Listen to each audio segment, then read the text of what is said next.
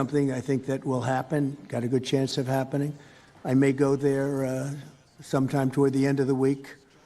Hamas says it's seeking solid guarantees from President Trump that Israel won't resume its military campaign after it releases the remaining hostages. In federal court in Virginia, former FBI Director James Comey pleaded not guilty to charges of lying to Congress. His lawyers say they'll argue the Justice Department's prosecution is politically motivated and should be dismissed. Trial set for January 5th. In a social media post today, President Trump said Illinois' governor and Chicago's mayor should be in jail for failing to protect U.S. immigration and customs enforcement officers. Governor J.B. Pritzker and Mayor Brandon Johnson have sued to stop Trump from deploying National Guard troops in Chicago for an immigration and crime crackdown. Meantime, Ed Donahue reports a Texas bishop on the front lines of the immigration crackdown met at the Vatican with Pope Leo. El Paso Bishop Mark Seitz brought a packet of letters from immigrant families and showed the Pope a video. Many of us were forced to leave behind everything that was most precious. To say they're fearful is not strong enough. They're terrorized. Seitz told the AP they fear they and their loved ones will be rounded up and deported. Catholic leaders in the U.S. have denounced the Trump administration crackdown. Seitz says at one point the Pope apologized for not having a place for the group to sit. Later on in the meeting, he said, I will stand with you. Seitz says the goal is not to get into the political fray on immigration. We need to express what the Gospels teach us. I'm Ed Donahue. This is AP News. Seth Sutel now with the AP Markets Report. Stocks rose again on Wall Street, pushing the market to more record highs. The S&P 500 climbed 0.6% Wednesday. The index had snapped a 7-day winning streak a day earlier. The Dow Jones Industrial Average edged down by just 1 point. That's essentially flat. The Nasdaq Composite rose 1.1%. Stocks benefiting from the artificial intelligence boom continued to pull the market higher. Chip companies including NVIDIA, Broadcom, and Advanced Micro Devices all rose. Gold also climbed, pushing further past $4,000 an ounce. Seth Sutel, New York. Meantime, a couple of international financial institutions are raising concerns about a potential AI investment bubble. The Bank of England warns that tech stock prices could face a sharp correction, and the IMF's echoing those concerns. There's more news and the latest developments at apnews.com. I'm Ben Thomas. Thank you for listening. This is 8:20 a.m. WCPT Willow Springs and streaming worldwide at WCPT820.com. We are Chicago's progressive talk, where facts matter. Now your WCPT 820 weather update. I'm meteorologist Ray Miller from the Weatherology Weather Center. We'll see mainly clear skies tonight, a low temperature of 48 degrees, with winds out of the east at 5 to 10. On Thursday, lots of sun, with a high temperature of 62, and southeast winds at 5 to 10 miles an hour. Friday, lots of sunshine, high of 68. Saturday, sunny, high of 64. Sunday, sunshine, high of 67 degrees. Monday, lots of sun, high temperature of 71. That's the latest Chicago weather update. Right now, it's 63. Attention timeshare owners. This is an urgent consumer alert from the Timeshare Exit Hotline, a national company specializing in helping consumers legally get out of their expensive timeshare contracts. We're offering you a way to legally get rid of your timeshare. So if you're fed up with the maintenance fees that keep on coming and want to learn if you can terminate your timeshare legally and permanently, call today. Even if you've tried before and were unsuccessful in getting rid of your timeshare, call today and see if we can help. We offer a complete 100% unconditional client satisfaction guarantee. Make this completely free call and learn how we can help you legally put an end to your timeshare nightmare once and for all. You have nothing to lose, so call right now to qualify and receive a free consultation. Call 800-838-8614. 800-838-8614. That's 800-838-8614. Paid for by Airtime Media. Because facts matter. You're listening to WCPT 820. Driving it home with Patti Vasquez, Patti Vasquez. From global conflicts to greenhouse gases, the folks refusing to wear masks says, and politicians getting caught grabbing ass says, she's driving it home with Patti Vasquez. And And hello, everybody. This is Driving Home with Patti Vasquez. I am Dan Schaefer, filling in for Patti Vasquez today. Thank you for joining us here on WCPT, the Heartland Signal, and Alternative Talk, 1150 KKNW in Seattle. We've got a good show lined up. It's just you and me, so I apologize in advance. But there is no shortage of things to talk about. So I want to welcome everybody. And if you do want to join the conversation at any point, you can call or text 773-763-9278. Again, Driving Home with Patti Vasquez, Dan Schaefer filling in. Wow, it's been a week, and it's only Wednesday, y'all. I am not gonna lie, I'm kind of tired. It just seems as though it's just been a whirlwind of things that are happening, and I don't know. I was texting with a friend last night. Yeah, last night. And I used the reference to the frog in the boiling pot, where you like slowly turn up the heat, and the frog doesn't know what's happening until finally it's too late. I feel like they just turned everything on high at this point. We are seeing ICE and National Guard individuals being dispersed to several cities. I think that the president doesn't realize how the National Guard works. And so if a specific state's governor is not deploying the National Guard, which the National Guard is under the state's governor jurisdiction, you can't just go to another state and be like, give me your National Guards. And I think that court hearing is going to be tomorrow. But they're here, or at least they landed in Indiana, but I think I saw a report saying that they are technically in Illinois at this point. So there's that. We're going to get into a little bit more about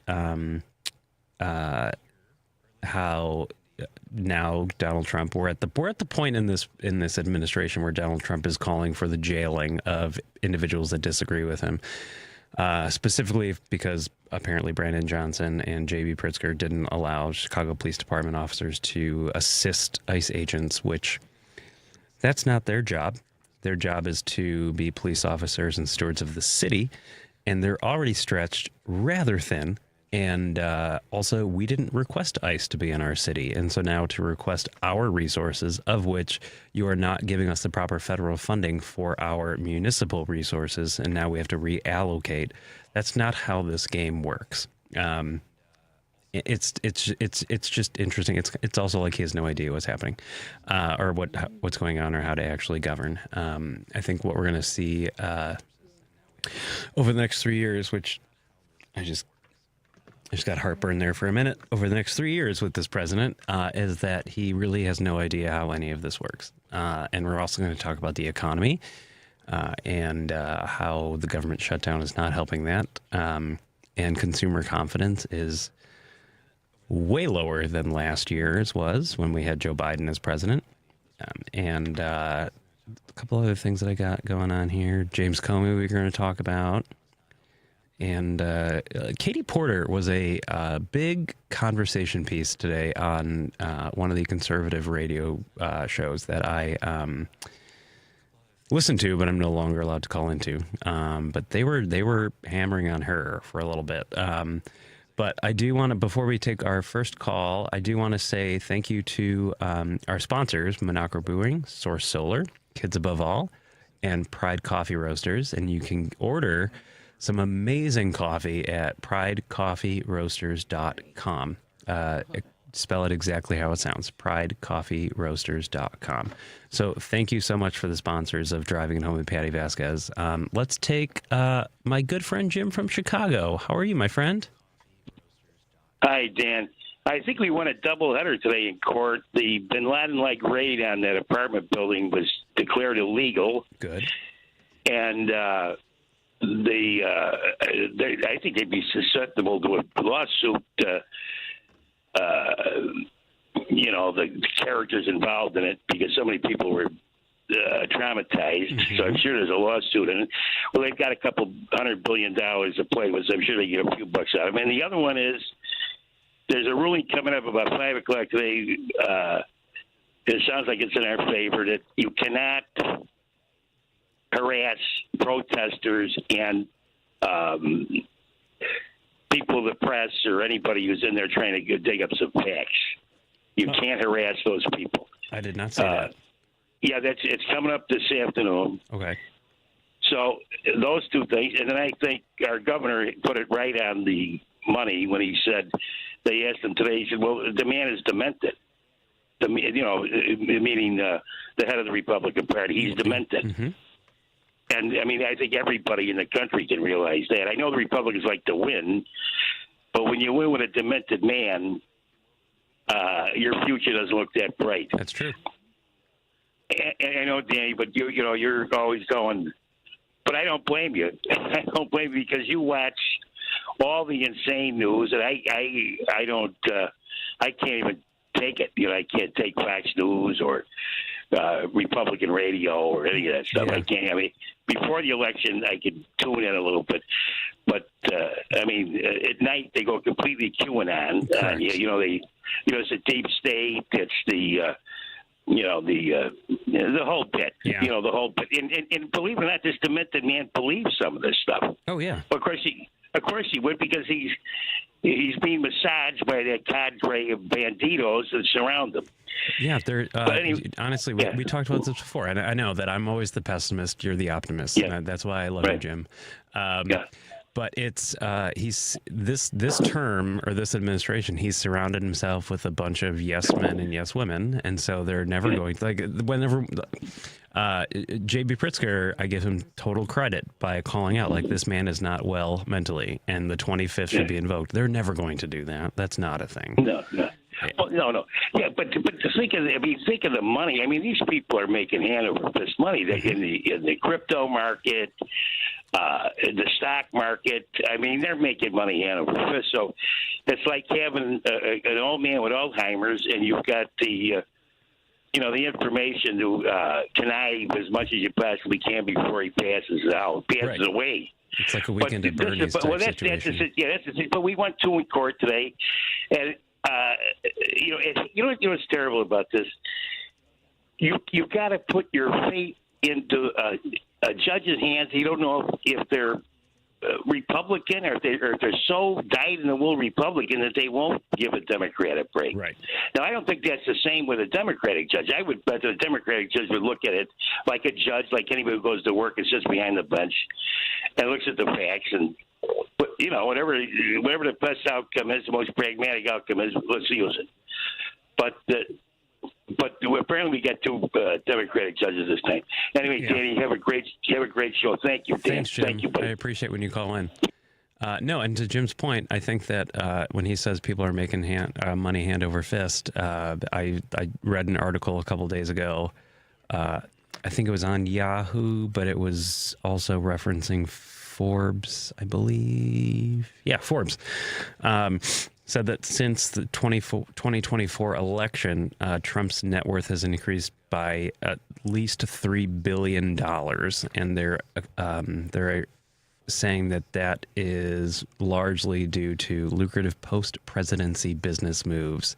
I mean, when you're selling Bibles, now when he's doing these things like selling shoes and Bibles and I forget whatever the heck else he's trying to peddle to that's all going into his PAC, right? And so the PAC, he can take that money and do with it whatever he wants. And so essentially, I was joking because I've been, and Jim would probably love this. I've been hit quite a bit on social media because I just keep going and commenting on things, and I'm not liked by many people. Let me just say that. But I did make a comment of this is the longest time that he's ever had to not declare bankruptcy, and that's just because he's president, and he literally sends out daily emails. I get them, where he's just asking for money. And when you go to the bottom of the email, if you don't uncheck the box when you hit submit your donation, if you don't uncheck it, you're committing to a regular donation. So if you're like, I'm going to give him $25, you're like, well, you're giving him $25 every week until you realize when you look at your bank statement.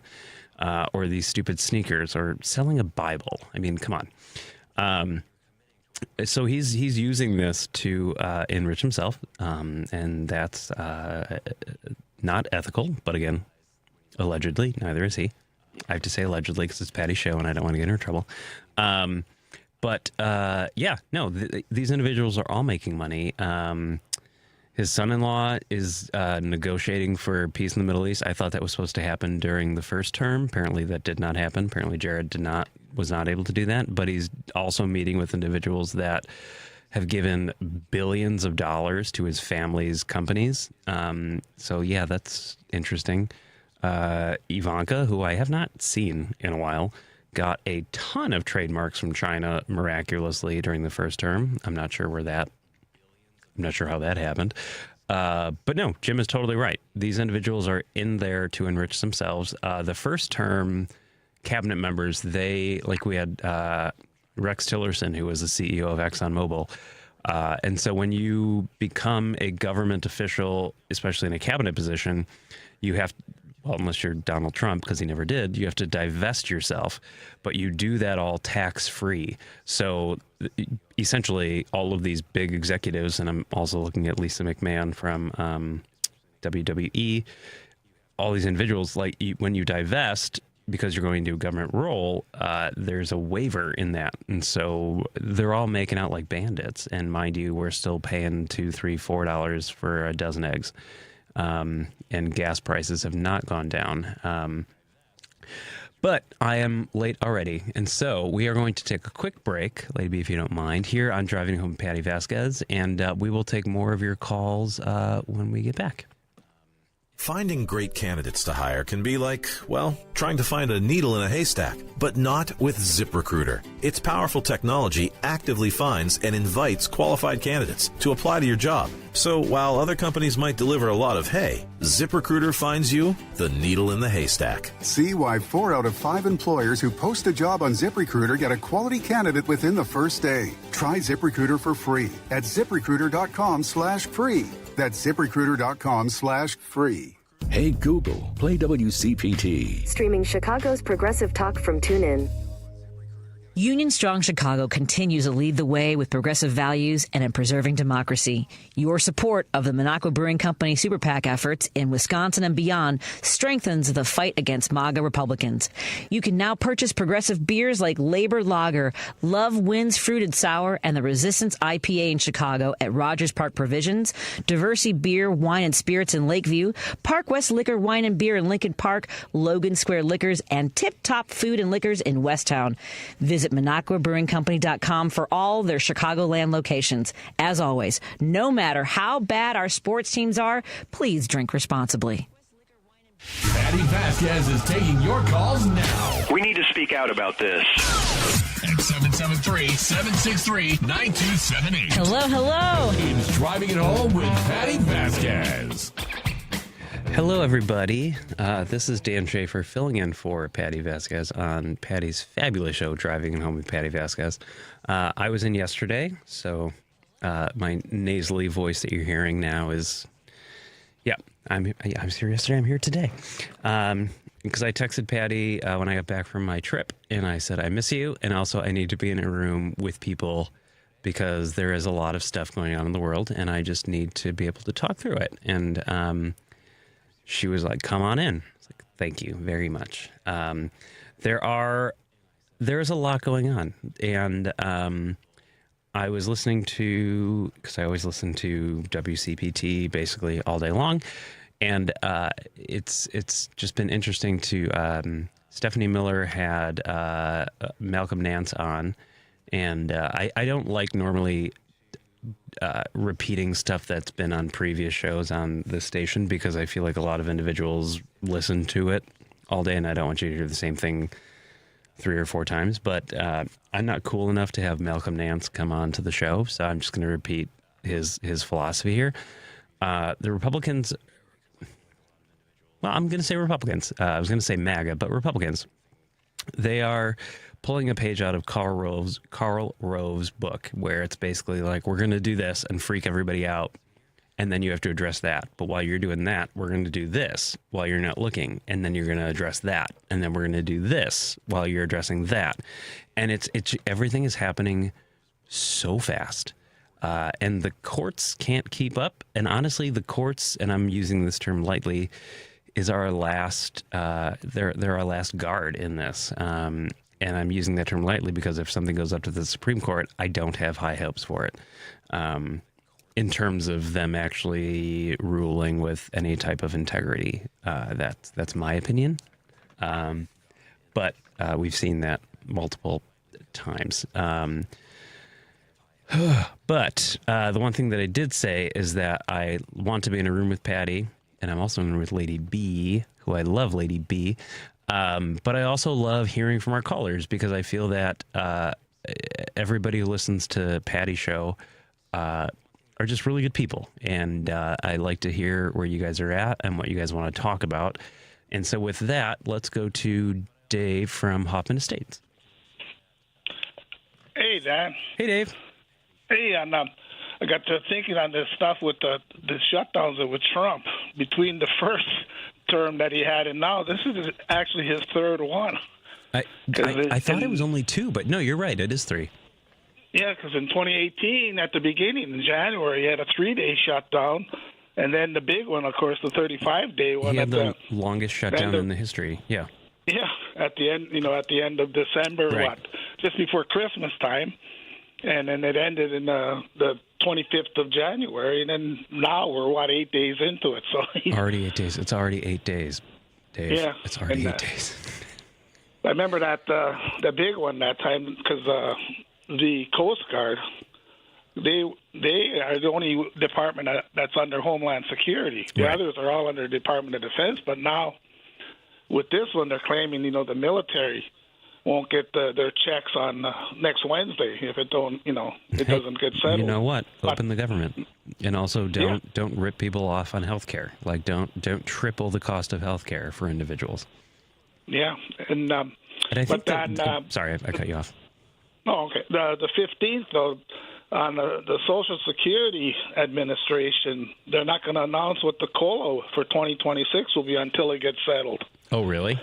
Yeah, you'll get the people getting Social Security checks. They'll get them, but for next year's what the raise will be, they won't announce it till after it gets settled. Yeah. So for those listening, Dave was referring to the cost of living expense that the Social Security Administration, based on what seniors their expenses would be, cost of living, you get a raise in your monthly payments. So they're not going to announce that. They won't, not until it gets settled. Wow. Okay. But like I say, if you're getting the Social Security paychecks and the stuff, that's not going to stop. That'll be fine. Yeah. That's also going to be interesting because I know that during the Biden administration, I think it was, because inflation was so high because of COVID, that seniors got quite the raise. However, they got the raise because everything costs so much more. I'd be curious to see what that cost of living increase is going to be this time around, but we have to wait until they open the government. Yeah, they've been guesstimating that it'd be about 2.7, but it's just, still the nose will be underwater because it'll take, the Part B or whatever to, it'll go to that. But and the last thing here, you wanted to talk about Hexeth. Yeah, that's what I was getting to. Did you see where he did this cosplay, as they call it? They put on the military fatigues for a photo op a week after yelling at the top brass and grooming and DEI. When he joined members. When he was fat-shaming them? Yeah, that stuff. Yeah, I didn't see that. And he joined members of the Florida-based U.S. Spec Ops Command. And then he goes, a day in the office with America's finest. He goes, but the gutless media, they ain't going to go and make fun of Hexeth the way they did back with Dukakis. Remember Dukakis?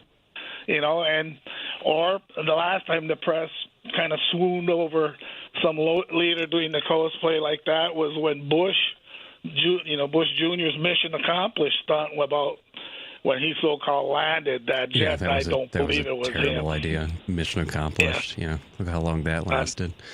And the USS Abraham Lincoln. Right. And strutting out in front of that big mission accomplished banner at the time when Iraq was far from a success. I think that was what we saw another decade after that. Yeah. Yeah, you're right in that. But no, I think Hegseth is So I was on the because I was telling everybody I was on vacation this past 2.5 weeks with family, and while we were on the cruise ship, whenever I was in the shower, I was putting on WCPT like on my phone, and then when I was getting ready, I had like news on the TV or whatever, and then I did see that I'm going to call it a spectacle where Hegseth and Trump addressed all of those generals, and I don't know. My personal opinion, I couldn't find any two of the weaker individuals to address a room full of generals who have seen way more action and have way more integrity than the two people that were shouting orders and saying that if you didn't clap or you didn't like what he was saying, then there goes your career type thing. Yeah. And what I was reading some of the comments on that, and some of them people, they said when he was in Afghanistan and stuff like that, he was in an air-conditioned office. Of course, yeah. And they talk about his 2 Bronze Stars. I don't know if I told Patty, I think it was the other week, where guys that I was with, that they said if they didn't have a V cluster for valor and that on it, that just like in his case it said meritorious, and on these later ones they said if you were like E7, which is on enlisted ranks and above officers, they used to get them kind of like gifts showing that they were there. Oh, okay. Without a V cluster and that on. And then the lower enlisted would only get like RCOMs and stuff like that. And, but well, and Patty was saying yesterday that a lot of these generals they have like postgraduate degrees, like PhDs and all this. Like like they know their stuff. And there was an image that I saw where literally it was facing. So if you were on the stage and it was facing all the generals, and their faces were literally just like not having it. Like it was straight faced, and it was like, "Why are we here?" And it was a classic, like this could have been an email type thing. Why did you fly us all in? How much did this cost? Like, what is happening? Or him being in D.C., he should have went in the skiff. Yeah. Well, also, like, what security risk was that, having all of those generals in one location, including the president? Like, what type of a risk? Who thought that was a good idea? Right, and they say that COVID's still going around, a different variation. And by the way, I went and got a shot today for COVID, the latest COVID. But like you guys are saying, there's a room full of them, and we do know Donald Trump does not like to take shots. No. And how many of these others did he dissuade them taking it? Right, and it's not required anymore. But I feel like most of those individuals probably did it because they're, again, intelligent individuals. But no, but I go back to that. I was like, what type of a security risk was that to require every general to be in one place with the commander-in-chief at one point in time? Dave, I'm hitting hard break here, but I always love when you call in, my friend. And all right, and good talking we'll to you. Talk to Are you you going to get a show again? We'll see. We'll see if they like me enough here. Yeah. Okay. All right. Have a good night, Dave. Have a good one. All right. Bye-bye. This is Driving Home Patti Vasquez. We are going to take a break here. I am Dan Schaefer filling in, and we will talk to you all in a minute. You are listening to WCPT 820. Here's the latest Chicago weather update. I'm meteorologist Ray Miller from the Weatherology Weather Center. We'll see mainly clear skies tonight, low temperature of 48 degrees, with winds out of the east at 5 to 10. On Thursday, lots of sun, with a high temperature of 62, and southeast winds at 5 to 10 miles an hour. Friday, lots of sunshine, high of 68. Saturday, sunny, high of 64. Sunday, sunshine, high of 67 degrees. Monday, lots of sun, high temperature of 71. That's the latest Chicago weather update. Right now, it's 63. This is Chicago's Progressive Talk, 820 AM, WCPT Willow Springs, and online at WCPT820.com, where facts matter. Stephanie Miller. I've gotten more mail than I've ever gotten in my entire life. Because a lot of people have a lot to share, and they can't always make it on the phone lines, or they're nervous. And trust me, whatever you're going through, me too. All of us. Wherever you are in your timeline. Drunk, sad, scared, angry. Right there with you. Thank you for people saying they're not listening to anybody but me. I think that's a good plan. Because I'm just like, blah, blah, blah, blah. Stephanie Miller, weekday mornings, 8 to 11 on WCPT 820. WCPT Replay. Our good friend Sarah Jones from Politicus USA. Welcome to the show. There is all this infighting about specific issues when we are fighting fascism. So we have to unify. And I think that the base can drive the party in the right direction. They have the power. They're the ones out there protesting. They're the ones getting their voices heard. And it's really important to use that energy to drive these people in the right direction. It's about, can you unify everybody in the party to vote in a way that at least uses the power of the minority the best way that you can? In the broader scope of things, the issues that we care about and we want to fight for are irrelevant if we don't have a democracy, because they'll never be addressed if we lose our democracy. Keep listening to WCPT 820 because facts matter. WCPT 820, Chicago's Progressive Talk, where facts matter. If you're listening to this station right now, you've definitely heard my voice before. Hi, I'm Hawk. And I'm Pete. And we're with Source Solar, your local source for solar. Source Solar is Chicagoland's premier solar installer, providing solutions for over 1,000 homeowners and business owners across Illinois and Iowa. With over a decade of industry experience and deep roots here in Chicago, we have the expertise to help your transition to clean, renewable, resilient energy. We can guarantee that we save you money day one without any out-of-pocket cost to you. This means you have an instant ROI, instant payback, and can save money to add to your bottom line day one. At Source Solar, we source everything as local as possible, meaning we always carry the Made in USA sticker. Find us online at www.source.solar. Stop in our office at 5710 North Northwest Highway, or give us a call at 773-985-3992. And don't forget to ask for Hawk or Pete. You're listening to Driving It Home with Patti Vasquez. Hello, everybody. This is Driving Home with Patti Vasquez. This is Dan Schaefer filling in for Patti.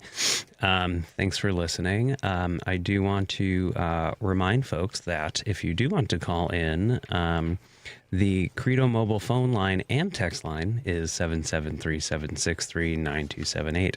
And listen to this. WCPT listeners get a 25% off for 2 years at Credo Mobile with the code WCPT25. Credo Mobile is a progressive phone company that is better for all people and the planet.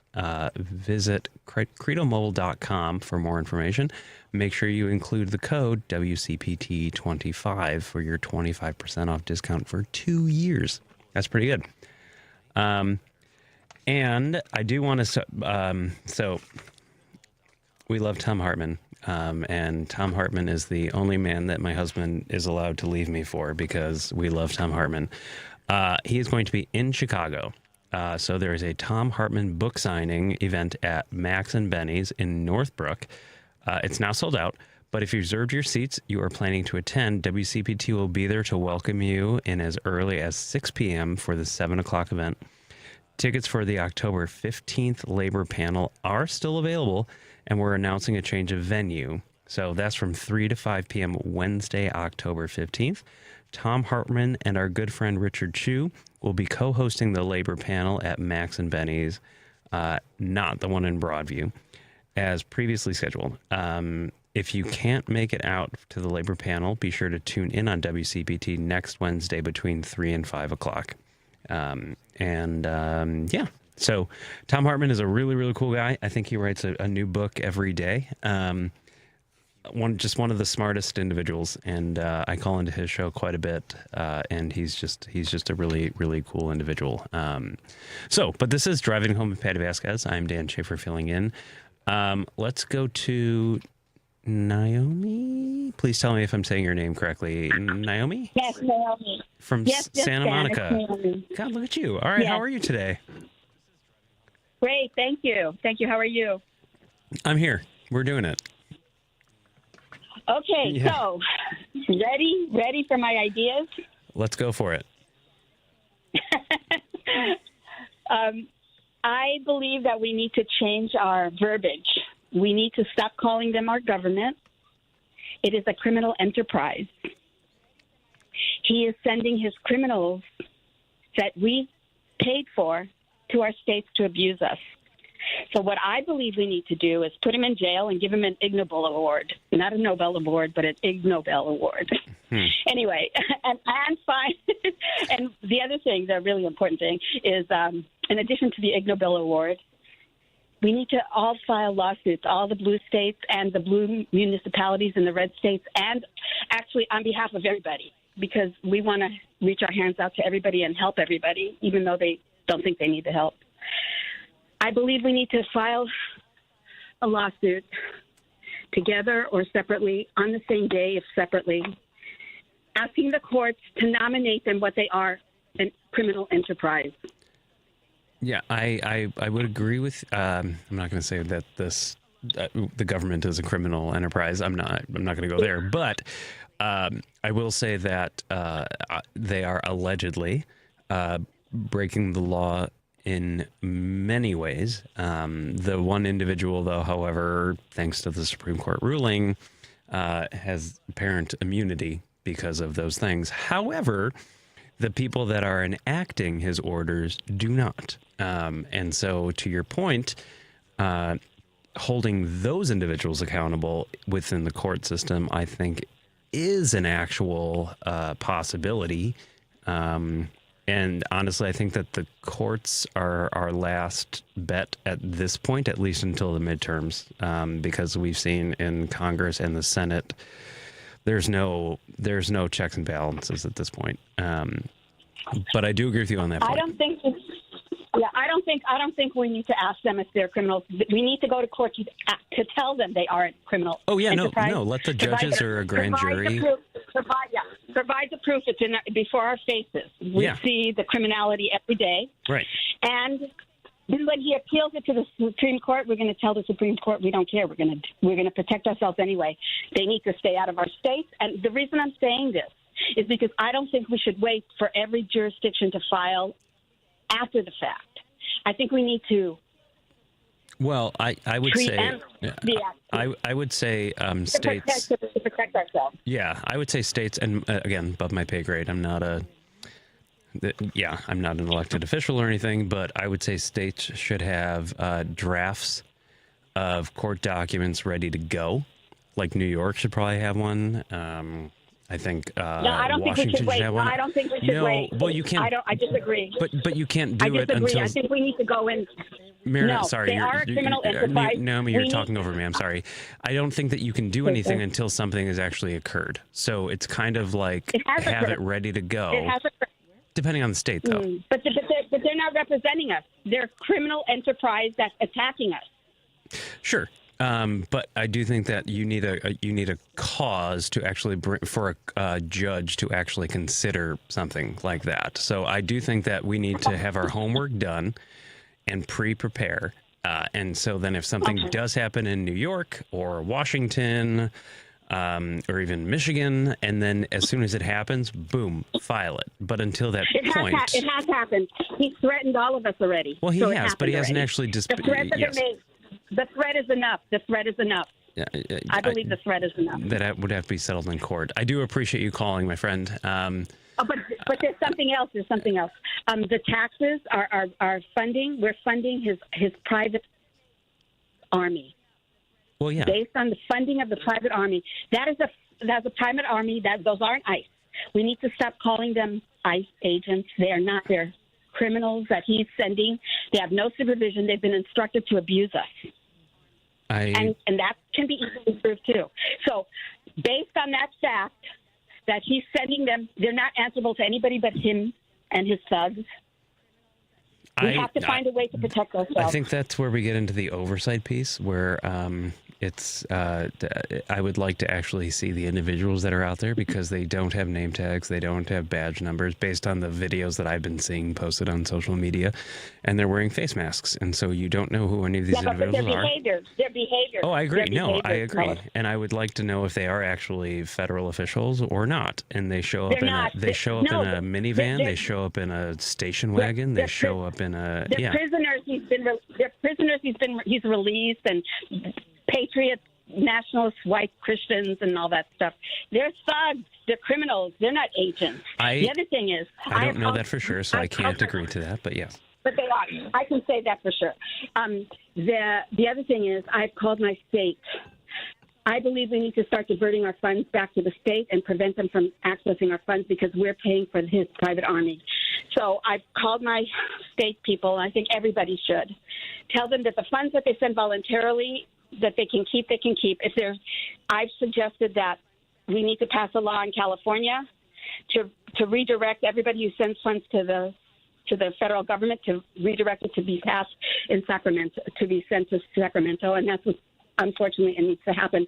Our economies are really, really failing. I agree completely. And California has the fifth largest economy, so that would be a big hit to our he's planning on it. Yeah, he wants to bankrupt us. Yeah.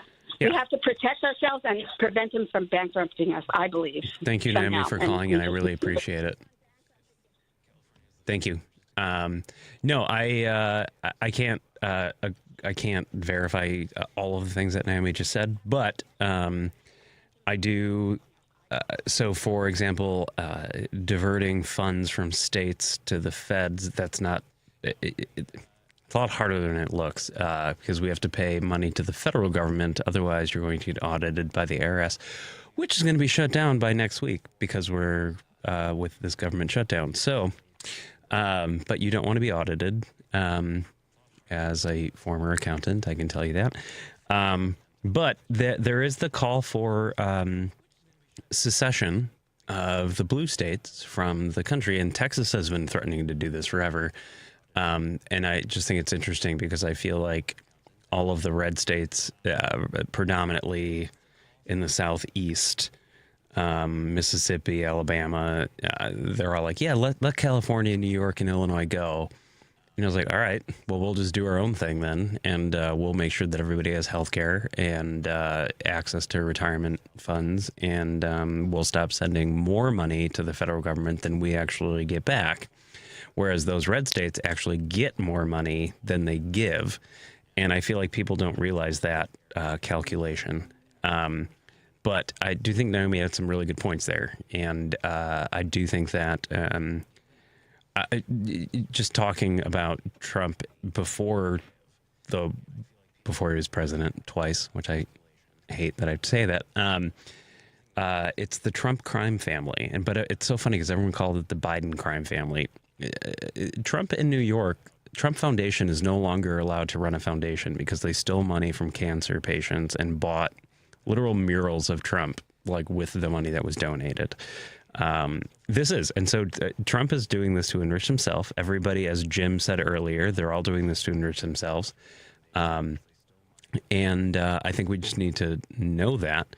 And these individuals, I don't know who these individuals are with ICE. I can't see a face. I don't see a badge number. I don't know.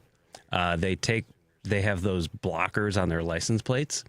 You don't know who's picking up who in a U-Haul or a minivan or a Suburban. You don't know. And then we don't know where they go. But I am late for a hard break, so I am going to say farewell for you guys for a few minutes. This is Dan Schaefer filling in with Driving Home with Patti Vasquez and my good friend Lady B, who's keeping me on track here. We'll talk to you all in a minute. A Better Life with Dr. Sanjay Gupta. For years, we've been talking about the health benefits of drinking coffee. We may as well keep that up, because a new study out of the University of Toronto found that women who drank 1 to 3 cups of caffeinated coffee per day in their 50s were more likely to reach older age free from chronic major diseases with good cognitive, physical, and mental health. You're going to ask, what about men?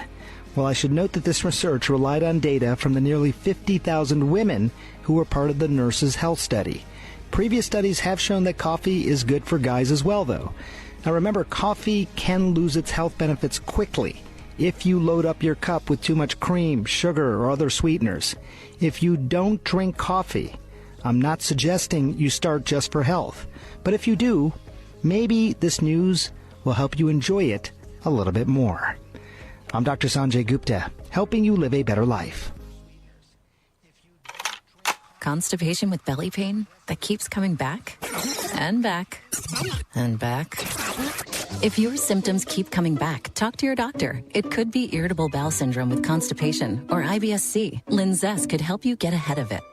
Linzess linaclotide is a prescription medicine that treats IBS-C in adults. It's not a laxative. It's a once-daily pill that helps you get ahead of your symptoms. It's proven to help you have more frequent and complete bowel movements and helps relieve overall abdominal symptoms, belly pain, discomfort, and bloating. These symptoms were studied in combination, not individually. Do not give Linzess to children less than 2. It may harm them. Do not take Linzess if you have a bowel blockage. Get immediate help if you develop unusual or severe stomach pain, especially with bloody or black stools. The most common side effect is diarrhea, sometimes severe. If it's severe, stop taking Linzess and call your doctor right away. Other side effects include gas, stomach area pain, and swelling. Talk to your doctor and say yes to Linzess. Learn more at linzess.com or call 1-800-LINZESS. This is WCPT 820, where facts matter. No detours, no distractions, just bold ideas and real talk. This is Driving It Home with Patti Vasquez. And hello, everybody. This is Dan Schaefer filling in for Patti Vasquez here, Driving It Home with Patti Vasquez. I do want to say that if anybody wants to join the conversation, we have quite a few folks on our Credo mobile phone and text line, 773-763-9278. And just a reminder, WCPT listeners get a 25% discount for 2 years at Credo Mobile with the code WCPT25. Credo Mobile is a progressive phone company that is better for all people and the planet. Visit credomobile.com. Let's take another call. Let's do Steve from the Gold Coast. How are you, my friend? Hello there. Thank you for taking my call. And I think it's important to make certain distinctions. And most of us agree. I think that there's a fringe element that actually supports this kind of draconian effort on the part of the Trump administration. But for the most part, and polls bear this out, Americans don't want this kind of immigration enforcement. Having said that, then you also have to subdivide then the groups who are opposed to this, who still want immigration enforcement. In other words, a large number of persons, myself included, I'm the son of immigrants who came here legally. And I believe that you can't just have a system that's akin to baseball, where if you get here, you make it home, and that's it. It's over, you get to stay, and you don't have to worry about ever being apprehended or deported. That system can't work. There are millions upon millions, well over 100 million people, by many estimates, in Africa and Asia and Europe and other places waiting to come here legally. They can't cross an ocean like other people can cross a 2,000-mile border. Right. And countries that are adjacent to that country. So it's fundamentally unfair to say that, well, okay, those individuals got here, they've been here. As long as you obey the law, well, fine, you get to stay. The rest of you, well, heck, if you're suffering, you're starving or whatnot, too bad, you're just waiting in line. And many of those people wait in line 10, 15 years, 20 years. You know, there's a lottery system, and many of them never get to come. So again, we have to divide, who is for actual enforcement versus this kind of enforcement, as opposed to the people who, many of whom I've spoken to, and quite frankly, were on the outs on this, who don't believe in any enforcement. Simply, hey, look, people are here, they're working, as long as they didn't break the law, they get to stay. I mean, I'm sorry, that's not a viable system. It's not fair. So no, and the system has been broken for, since at least Reagan, even maybe before that. And so it's Republicans and Democrats, and it's both. Absolutely. Republican presidents, Democratic presidents, and Republican-controlled Congress and Senate, and Democratic-controlled Congress and Senate that have not been able to solve this. And my thing is, let's just figure it out.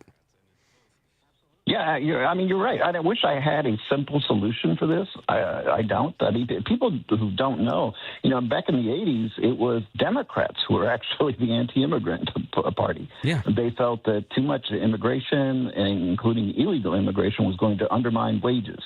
because unions were their bread and butter. And that's what resulted in, whereas, the Republicans felt that, hey, more cheap labor serves corporate America, and that's where you got, Ronald Reagan actually gave amnesty to some almost 3 million people who were here illegally. People don't know that or forget that. Steve, I would say that Ronald Reagan would not be very welcomed in the Republican Party these days. Absolutely. Yeah, I couldn't agree with you more. And he was their guy. Yeah, absolutely. And the thing is, you're absolutely right with regard to our broken system, because that started a torrent of new illegal immigration in the 1990s with the expectation, again, people research this, that if you come here, you stay long enough, sooner or later, they'll give you a status. Mm-hmm. And the other thing that we did was, and this was absolutely idiotic, counterintuitive, because for generations, people would come here, they'd come here and work, and then they would go home, because that was the system that worked for them. And then we created a system whereby we closed the border and employed far more agents, border control agents, and other sorts of technologies to ensure that if you got here, there was very little incentive to leave because you were afraid you would never be able to come back. Right. So, in other words, we imprisoned you here, and then we called you illegal and said that you are now subject to, apprehension and so forth, and made your life as difficult as possible. And I think that one of the ways to alleviate this problem is to simply say, you know what? If people want to leave and are willing to step forward and say they want to come back and work seasonally or whatnot, we're willing to accommodate that. Let's face it, there are jobs that Americans don't want. When Republicans have these talking points that, these people have these jobs, who do you know of that wants to pick fruits and vegetables in 105-degree temperatures in Mississippi and Alabama? And for the amount of money that they're getting paid. Yeah, exactly. I mean, nobody wants these jobs. So let's stop, or the meat packing plants or so many other things. I don't know of anybody who wants to go to work at a hotel here in downtown Chicago, cleaning rooms. Yeah, and Steve, I see these, I was talking about this with somebody the other day. I see these commercials from Kristi Noem basically saying, like, there's an app and you can voluntarily deport yourself. And what's the guarantee that you're going to be able to come back in? That would be my first question. Right. Okay. To be fair, what they mean by that is you will not be then penalized, unlike, say, somebody who is found to be here, who is undocumented, illegal, whatever nomenclature you want to use. If that person is then deported, they don't get to say, to simply jump back into the system and end up being here a year or two from now. There's a penalty associated with it, and that's the logic there. So I think you're putting too much faith in the system. Oh no, that doesn't exist. I'm not saying I'm not saying that I believe that this is what hypothetically it's supposed to be. So that if you self-deport, then you are qualified to go back into the lottery, like other people do, and then you may have a shot to come here. But again, who's realistically going to? They have a home. They have their children. Possibly half of their family was born here. Are they going to take them with them? Many of the children don't even speak Spanish or other languages, depending upon what country you're from. I mean, it's an unrealistic expectation. It is either going to divide families or you're going to, uproot families. And again, as you point out, we have a broken immigration system. I wish I had a fix that was equitable for everyone. Because, again, there are people in Africa and Asia and Europe who are willing to do some of these jobs. They're not getting the chance. And the question is, okay, how do you create equity in terms of a system? Because currently there are 85% of the people who are here who are undocumented are from 4 countries in Latin America. Now, again, I wish that things were different. How do you create equity for those people in Asia, Africa, and Europe, and other places around the world who don't have that opportunity and would like to come here and do those jobs? Yeah, no, it's true. That's a good point. I agree with you completely. I think the overwhelming or the underlining solution is we just need to revamp this entire system. I don't have trust within the current makeup of our government that's actually going to be something that is favoring toward individuals from other countries right now. But I think that we need, and even George W. Bush talked about it. We need a comprehensive immigration reform, and I believe Clinton tried it too. Obama, I think, deported more than most presidents. And And it's just on somebody just needs to figure it out. Yeah, so 2 points. I mean, on that note, part of the Obama sort of was the great deporter-in-chief. That has to do with the way in which we changed how we calculate people who were deported. Yes, you're right. People, the whole turnaround thing. So in other words, if you were stopped at the border and you were just turned around, you never actually got to enter the United States. We calculated that we started to calculate that under Obama as being a deportation. It wasn't a deportation. You never made it into the country. So that was one of the problems. Right. And the other issue is that, let's face it, I mean, the elephant in the room here is that if these people did not look like something other than the vast majority of us, that this wouldn't be as much of a problem. This is about an administration that is fearful of America that doesn't look like it once did. And I firmly believe that, again, if most of these people were European immigrants, that it would be a different scenario. Mm-hmm. I'm not saying everybody would be welcome, but I'm saying that it wouldn't look like this in terms of enforcement. So, again, there's so much here to unwrap, and certainly we're not going to resolve it in the course of this phone call. But, yeah, there's a lot here. Yeah, I agree. No, there's a lot. And it's not going to be something that's solved by an executive order. It's going to need to be by both parties coming together and trying to figure out some type of a solution. And I think it needs to be a 50-state solution because every state relies on immigrants, whether you're in the north, the west, the south, but even the south border. I think that they need to be involved in this conversation too, because those are the ones that are experiencing a lot of this. But every state's economy, every state's community relies on immigrants, and we need a process. And we are a nation of immigrants, and so we can do this. We just have to do it. Yeah, absolutely. And let's be clear. We actually had a Republican bill in 2024 that we could have voted on that was killed by Donald Trump. Why? Right. Because he didn't want a solution. He wanted the issue so he could continue to run on it. Yeah. And so for all those people wondering, well, why are we waiting so long for asylum hearings and so forth? Well, that bill would have helped to fund and hire exponentially more immigration judges so that asylum hearings wouldn't take years. But guess what? Your president killed it. So stop telling me that Trump is looking for solutions. Right. He's not. Yeah. He wants this as an issue. That's true. No, you're right. You're totally right. Thanks, Steve, for calling in. I really appreciate it. I love when you call in. You have such really good points. So we are going to take a break here in a few seconds. There are a few callers on the line, and there are so many other things to talk about here with Driving Home with Patti Vasquez. We will chat with you guys. I'm Dan Schaefer filling in for Patti, and we will chat with you guys after the break. This is WCPT telling you how you can shop blue. Did you know that there are only 49 states in America that require you to have car insurance? At Chicago's Progressive Talk, we're in Illinois, and Illinois is one of the 49 states that require you to have car insurance. Let's look at some car insurance companies that support the Democratic Party. American Family Insurance. American Family Insurance was once very conservative, but since 2019, they have moved to the left, donating $214,000 to Democrats.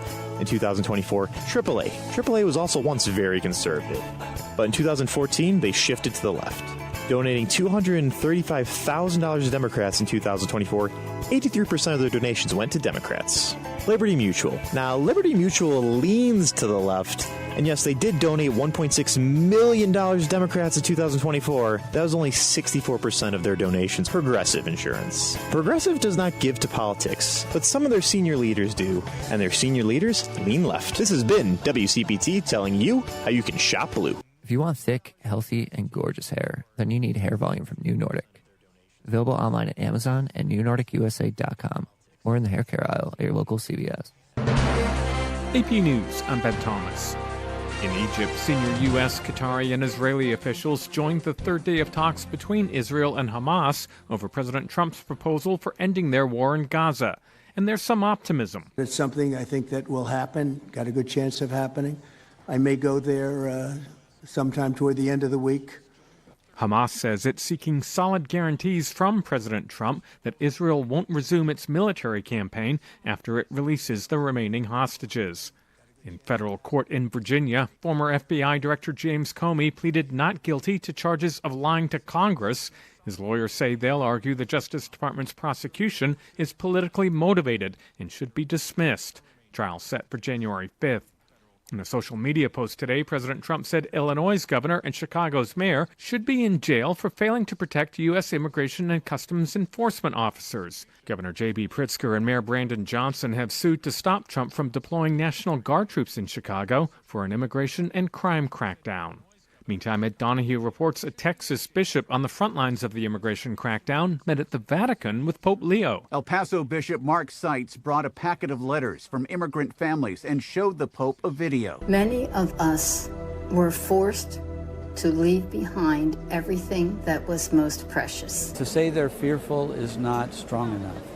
They're terrorized. Seitz told the AP they fear they and their loved ones will be rounded up and deported. Catholic leaders in the U.S. have denounced the Trump administration crackdown. Seitz says at one point the Pope apologized for not having a place for the group to sit. Later on in the meeting, he said, I will stand with you. Seitz says the goal is not to get into the political fray on immigration. We need to express what the Gospels teach us. I'm Ed Donahue. This is AP News. Seth Sutel now with the AP Markets Report. Stocks rose again on Wall Street, pushing the market to more record highs. The S&P 500 climbed 0.6% Wednesday. The index had snapped a 7-day winning streak a day earlier. The Dow Jones Industrial Average edged down by just 1 point. That's essentially flat. The Nasdaq Composite rose 1.1%. Stocks benefiting from the artificial intelligence boom continued to pull the market higher. Chip companies including NVIDIA, Broadcom, and Advanced Micro Devices all rose. Gold also climbed, pushing further past $4,000 an ounce. Seth Sutel, New York. Meantime, a couple of international financial institutions are raising concerns about a potential AI investment bubble. The Bank of England warns that tech stock prices could face a sharp correction, and the IMF's echoing those concerns. There's more news and the latest developments at apnews.com. I'm Ben Thomas. Thank you for listening.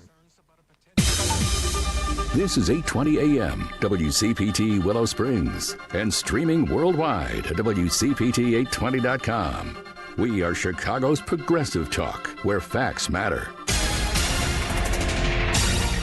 Now your WCPT 820 weather update. I'm meteorologist Ray Miller from the Weatherology Weather Center. We'll see mainly clear skies tonight, low temperature of 48 degrees, with winds out of the east at 5 to 10. On Thursday, lots of sun, with a high temperature of 62, and southeast winds at 5 to 10 miles an hour. Friday, lots of sunshine, high of 68. Saturday, sunny, high of 64. Sunday, sunshine, high of 67 degrees. Monday, lots of sun, high temperature of 71. That's the latest Chicago weather update. Right now, it's 61. Teachers are dynamic leaders, shaping a new generation.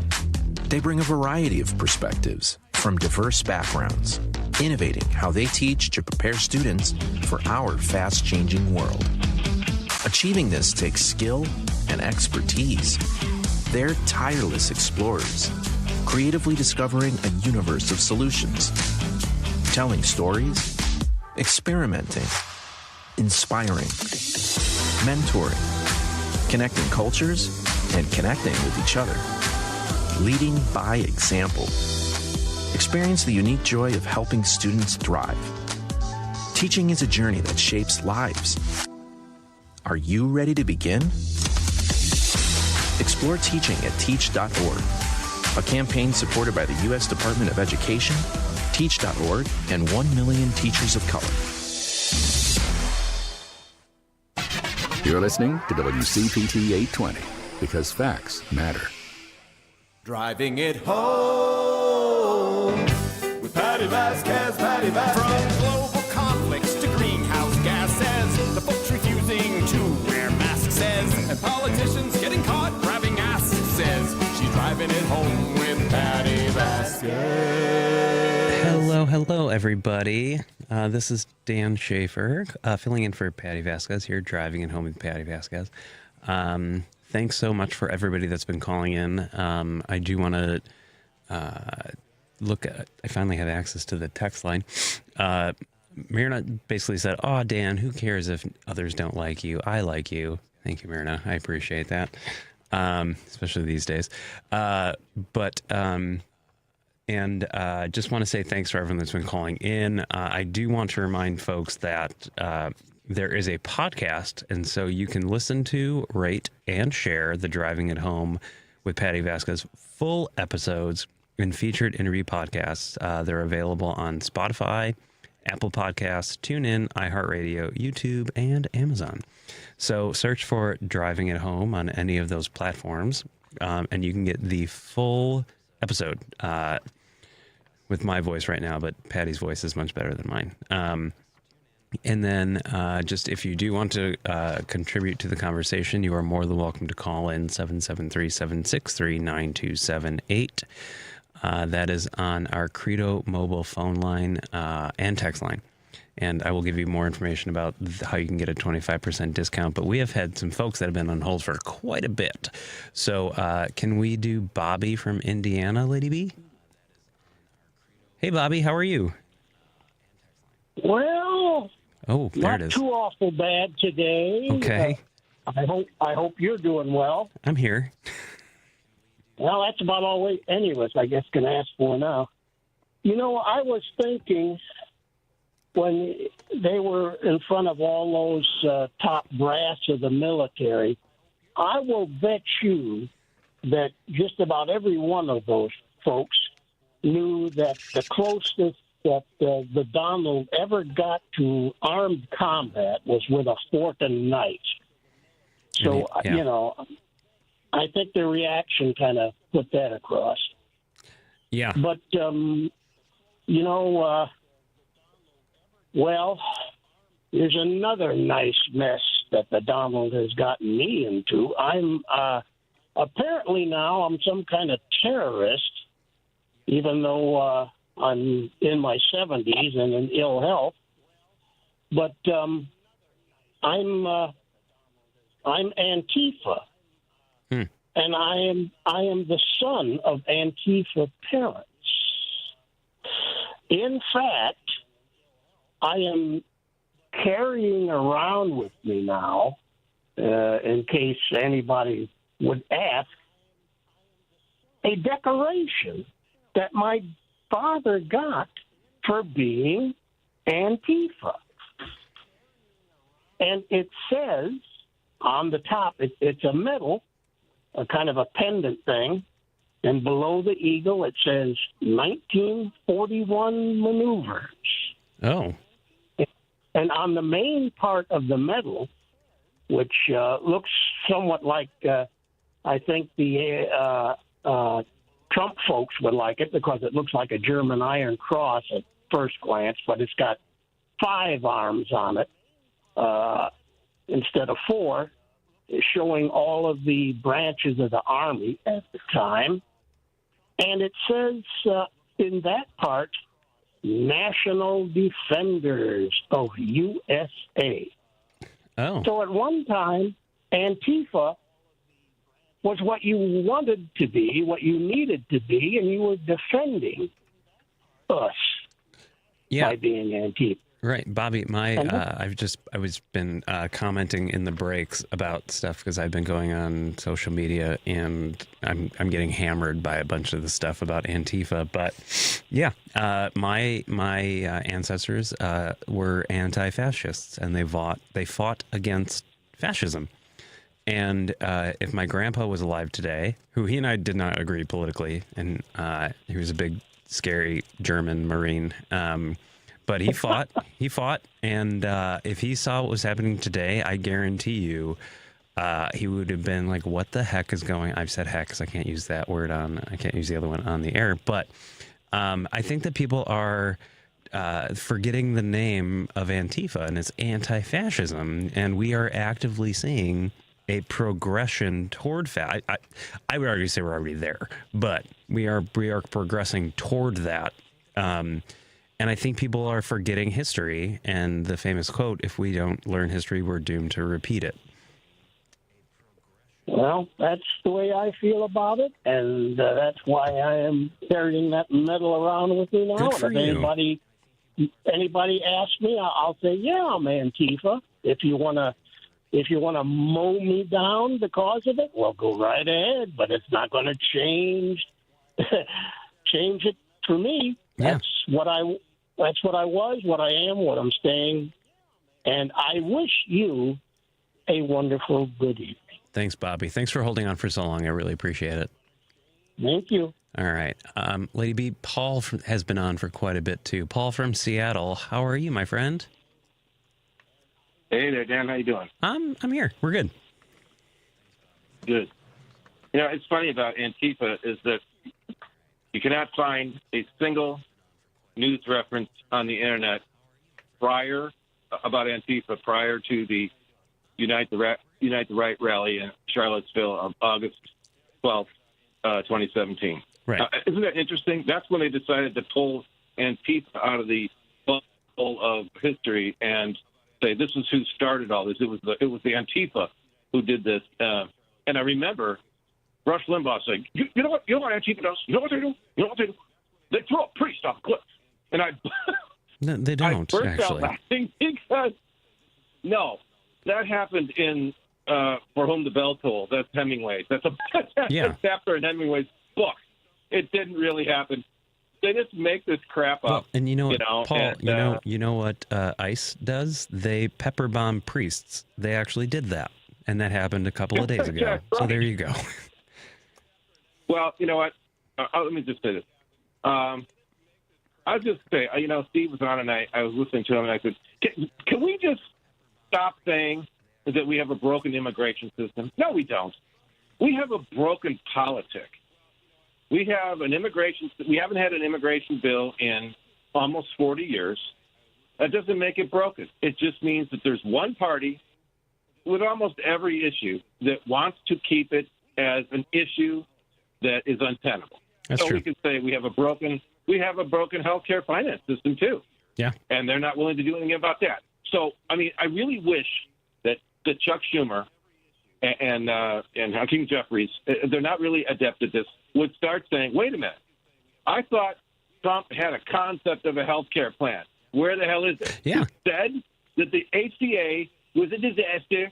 It was a total disaster, way too expensive, and when we find something cheaper, this is exact words, when we find something cheaper, we're going to replace it right away. Okay, so apparently you want to dump the ACA, the Obamacare. Right. Where's the concept of a health care plan? Why they don't say this?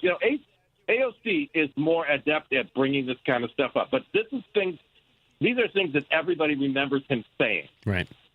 Yep. And yet, yeah. Paul, I want to say that was a very good impersonation, number one.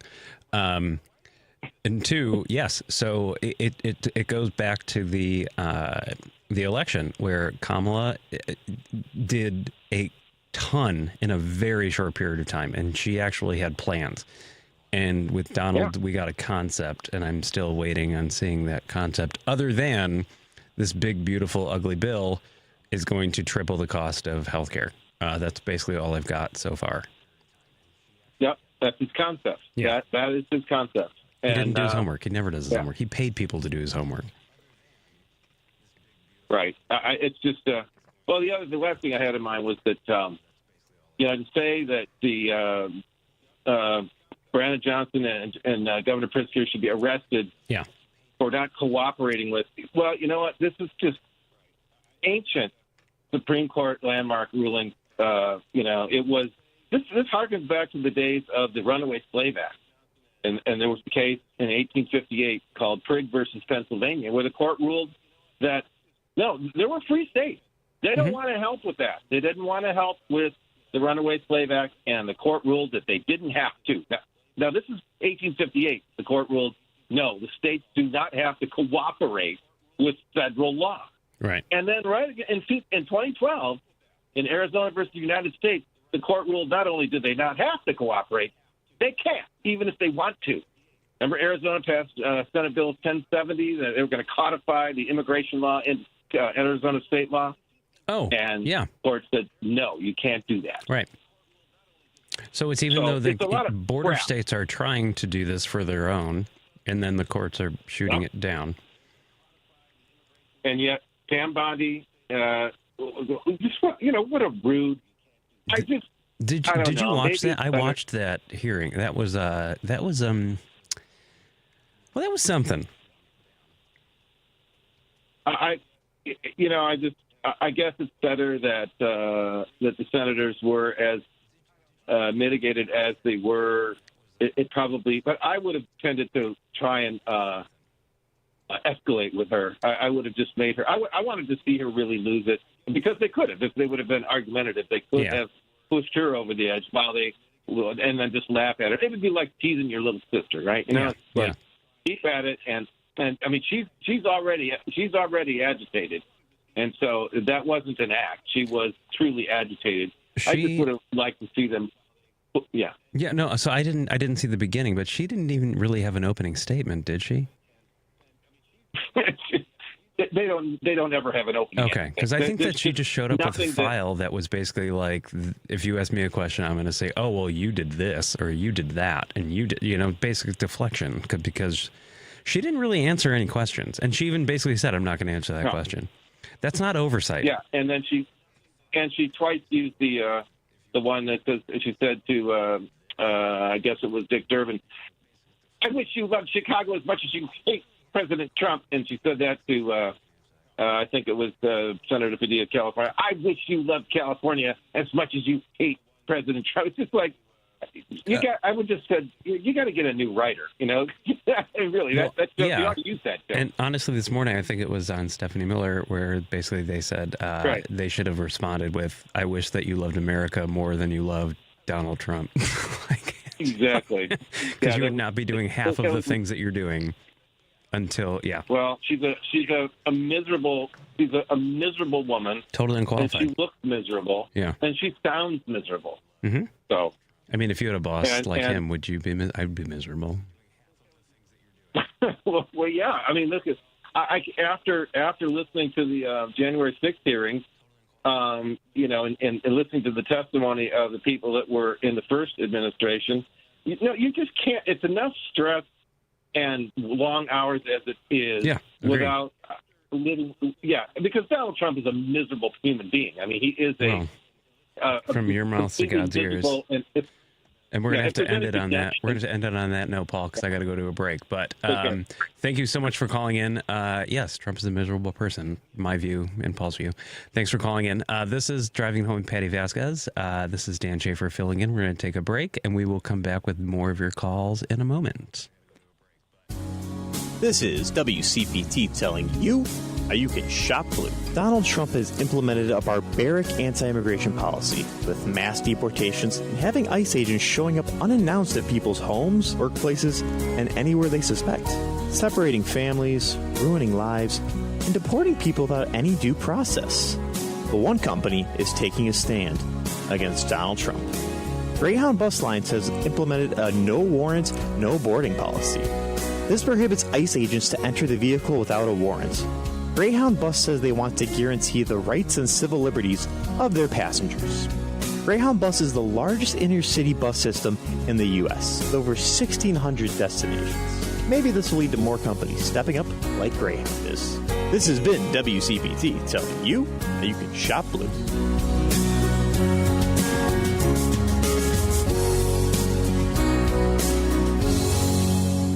Save big money on your roofing project at Menards with Owens Corning Shingles. Your roof is the first line of defense against the elements and enhances the appearance of your home's exterior. Owens Corning Duration Shingles offer ultimate protection and impressive curb appeal. Choose from 24 colors of Owens Corning Duration Shingles and transform your home today. Plus, check out our weekly flyer on Menards.com for all the great deals happening now. Save big money at Menards. As a veteran, you get a lot of advice, but wisdom's harder to come by. A lot of people imagine themselves in our shoes without understanding the weight on our shoulders.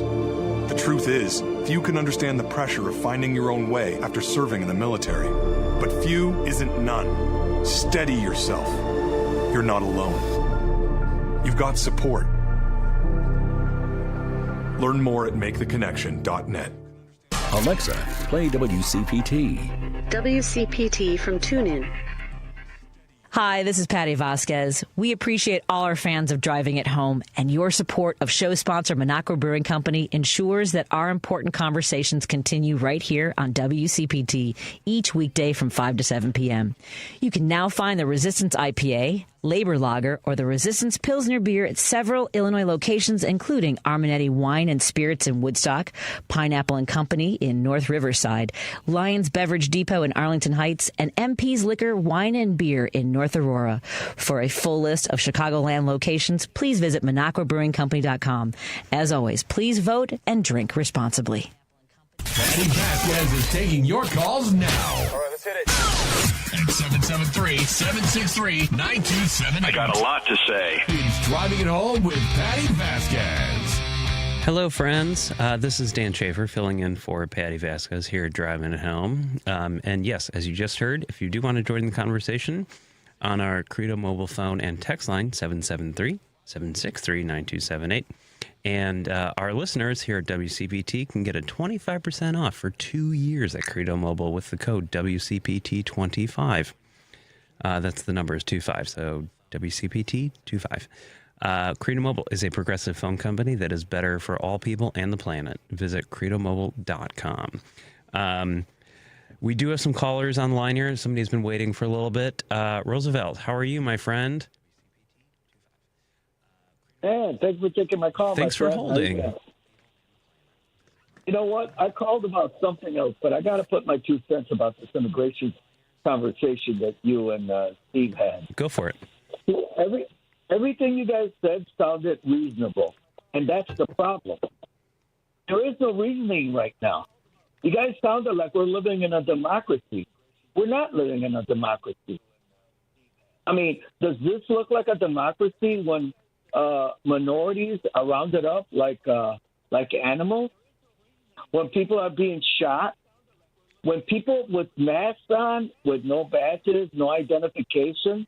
Does that sound like the United States, America? You're not wrong. And that's what I mentioned a little earlier, where it just seems like everything is happening and it's all happening so fast, and you can't wrap your head around it. I agree with your points. Okay, now I'm going to disagree with 2 points. One with you, and another one with Steve. Okay. This idea that Steve has, that there's a line. There is no line. I mean, let's look at what's happening right now. Didn't Trump just bring 51 people from South Africa that were white? So he's telling us what his intentions are, not to let anybody that is brown. Steve made a good point that I agree, which is it's all about the color of the skin and a different language. It shouldn't be that strange because we're next to Mexico. Half the country was owned by, it belonged to Mexico. But so that I agree with Steve.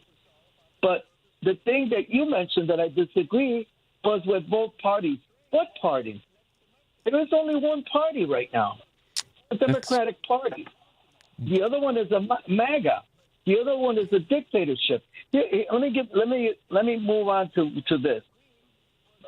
Ex-President Biden said one time, and it stuck to my mind, you cannot deal with terrorists. Is what's going on right now, Dan, is that an act of terrorism?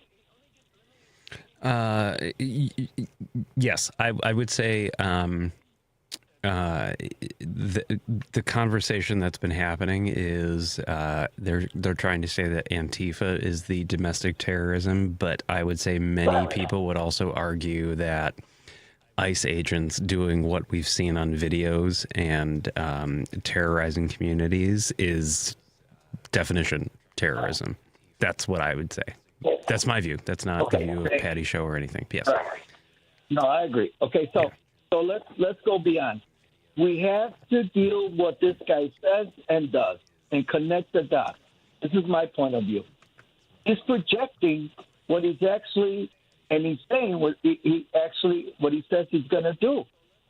Eventually, this is going to escalate to people being shot. I just sent you something from NPR where he says that he's going to use the military for the enemy, against the enemy from within.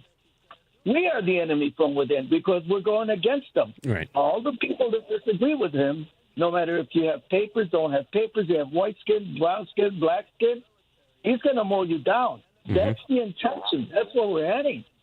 That's where we're heading. My fear is we're heading toward a Kent State situation. Exactly. That's where I'm. That's my fear. Yeah, you just made my point. But there's a bright, in my opinion, there's a hope here. What happened in Oregon, just yesterday or today, where a general refused to follow. I believe he's a general for the National Guard. It has to be National Guard. Yeah, he's going to protect the protesters. That is the duty of the National Guard, not to bring people from. Go ahead. No, Roosevelt. So I'm actually. So I was watching before I left the house today. I was emptying the dishwasher and trying to catch up on it, so I had something to talk about. But CNN had a retired general, Randy Manner, on CNN, and he's the former acting vice chief of the National Guard Bureau. And before he got off the air, he made the comment, and he said, the National Guard are professionals and orderly, not like the ICE agents. These are his words, not mine. Not like the ICE agents, which is the equivalent of Trump's Gestapo. Poorly trained, they've acted like a mob. They cover their faces. They want anonymity and look like a bunch of Proud Boys. Please ensure that all of your listeners treat the guardsmen with respect, and they will do the same for you. They are not undisciplined thugs, and they are your sons and daughters in uniform, and you should look at them that way. And so as you just said that, with the generals basically saying, like, I'm going to protect the people that I've been deployed to protect. That's exactly when you said that. That is what the quote that resonated with me. Yeah, one more thing, a couple of things, shortly, briefly. Let's examine what's happened just in the past 2 weeks. Didn't Trump attack Venezuela? Should a president attack willy-nilly whenever he feels like it, or should he go through Congress? Do we have a constitution or not? The problem we're having is we have a terrorist in the White House. He's doing anything he feels and anything that comes to his mind. He picks up one thing and then drops it and moves on to other things. Yeah. Because everything has one common denominator: Epstein. Everything is Epstein. Everything is to distract. Everything is to look over here. Don't look over there. Because he's desperate. You're not wrong. He's doing all these things. He's doing all these things so that we don't mention the word Epstein. The media falls for it. But luckily, we have the comedians. I told my mother 4 or 5 years ago, I go, when you see the comedians late at night disappearing, our democracy is done. Done. Yeah. Because they're the ones that have the you-know-what to criticize them. Right. And to inform us, too. Let's not forget, they're not only being funny, they're being accurate in what's going on. Right. And when it comes down to this guy dealing, let's look at it the past 2 weeks. Didn't Trump cancel a meeting with Chuck Schumer and Hakeem Jeffries recently? Yeah. So he doesn't have any idea he hasn't had any intentions of making a deal with the Democrats. Well, they said they don't want to negotiate. Yeah. Right. Yeah, they said they don't want to negotiate, that they already know what they want. But what's the point then? You have to negotiate. That's how this works. Yeah, but how are you going to negotiate with somebody that doesn't know how to negotiate? Right. Yeah. Yeah. No, I agree with you completely. Thank you so much, Roosevelt, for calling in. I really appreciate it. Thank you for the time, Dan. Appreciate it. Thank you. This is Dan Schaefer filling in for Patti Vasquez, driving it home. I forgot to welcome our Minnesota friends at KTNF AM 950 and 1150 KKNW in Seattle, and also our friends in Chicago, WCPT 820, and on the Heartland Signal. And you can access us anytime on heartlandsignal.com. We are going to take a quick break, and we will chat with you all in a minute. You're listening to WCPT 820. Here's the latest Chicago weather update. I'm meteorologist Ray Miller from the Weatherology Weather Center. We'll see mainly clear skies tonight, low temperature of 48 degrees, with winds out of the east at 5 to 10. On Thursday, lots of sun, with a high temperature of 62, and southeast winds at 5 to 10 miles an hour. Friday, lots of sunshine, high of 68. Saturday, sunny, high of 64. Sunday, sunshine, high of 67 degrees. Monday, lots of sun, high temperature of 71. That's the latest Chicago weather update. Right now, it's 61. This is Chicago's Progressive Talk, 820 AM, WCPT Willow Springs, and online at WCPT820.com, where facts matter. If you're looking to refinance a home after a divorce, you need to call Team Hochberg, your trusted local lender. Today, meet Lori, 50, social worker, score 650, income 90 G's a year. Call to refinance her mentally abusive ex-husband off the mortgage and title of their marital home per the divorce decree. Team Hochberg loan officer Anna Webdell helped Lori remove her ex-husband from the mortgage and title of the home, pay off debt totaling over $60,000, which included her attorney's fees, and saved her over $1,000 a month. Let's review. Team Hochberg loan officer Anna Webdell helped Lori remove her mentally abusive ex-husband from the mortgage and deed of the marital home, pay off all her debt, attorney's bills, and saved her over $1,000 a month. Team Hochberg has helped thousands of radio listeners, but we can't help if you don't call 855-563-2843 or visit 56david.com. Lower.com, equal housing lender, MLS 112-4061. Being blind doesn't always look how others may think. Retinitis pigmentosa aimed to overwhelm my family. It tried to cut me down. I know where to find support and where I can be seen. Innovative research, educational resources, supportive community. The Foundation Fighting Blindness is leading the charge in finding treatments and cures for blinding diseases. Learn more at fightingblindness.org. A public service message from the Foundation Fighting Blindness. Chicago's Progressive Talk, WCPT 820, where facts matter. If you're listening to this station right now, you've definitely heard my voice before. Hi, I'm Hawk. And I'm Pete. And we're with Source Solar, your local source for solar. Source Solar is Chicagoland's premier solar installer, providing solutions for over 1,000 homeowners and business owners across Illinois and Iowa. With over a decade of industry experience and deep roots here in Chicago, we have the expertise to help your transition to clean, renewable, resilient energy. We can guarantee that we save you money day one without any out-of-pocket cost to you.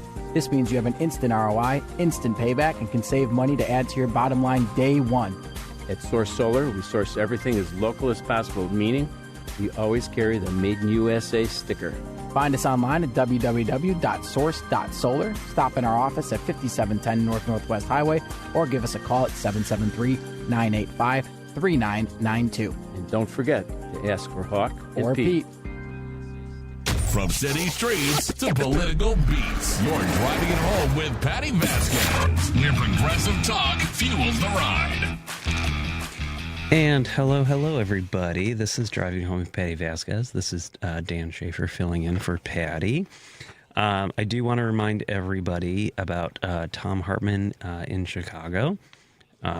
He has a book signing that is sold out, but if you did get tickets or reserve seats and are planning to attend, WCPT will be there to welcome you in as early as 6 p.m. for the 7 o'clock event. And tickets for the October 15th Labor Panel are still available, and we're announcing a change of venue. So that's from 3 to 5 on Wednesday, the 15th of October. Tom Hartman and Richard Chu will be co-hosting the Labor Panel at Max and Benny's, not in Broadview.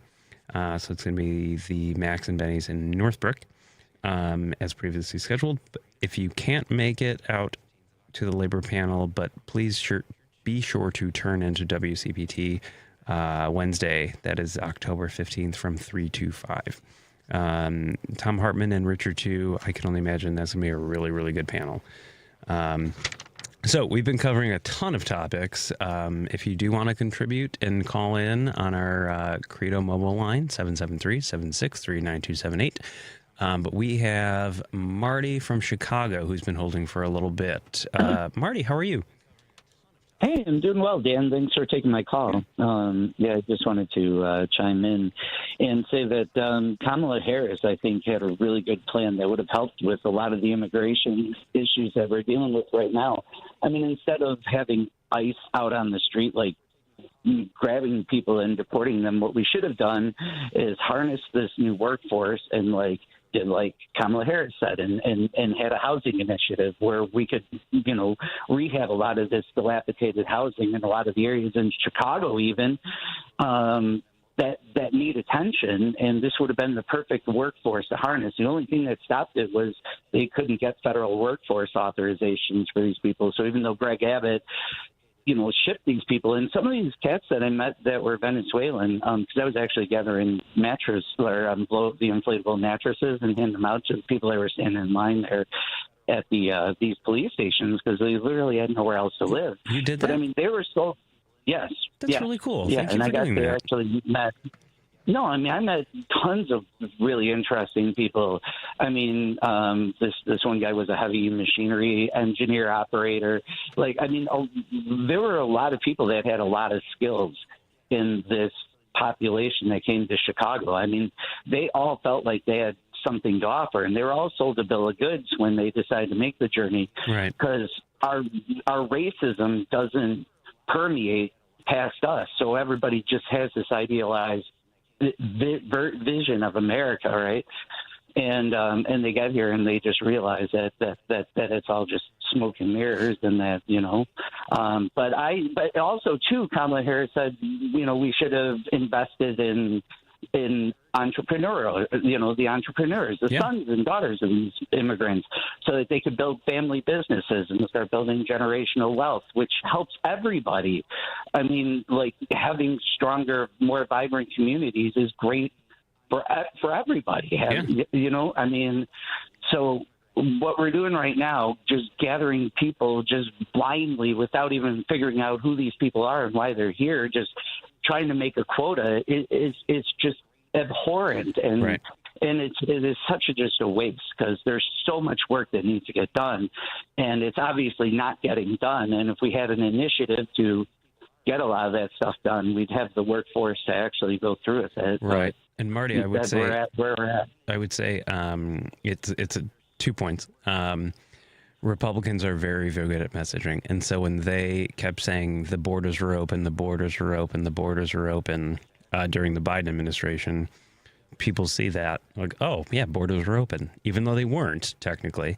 And the second point is, we could have easily leveraged the Small Business Administration, the SBA, to give small business loans to these individuals who wanted to open up a new store. Or we have a lot of food deserts in Chicago, and so maybe they wanted to open up a store. Maybe they wanted to open up an accounting firm. Maybe they wanted to open up something. Like, there are so many ways, and Kamala had the plan.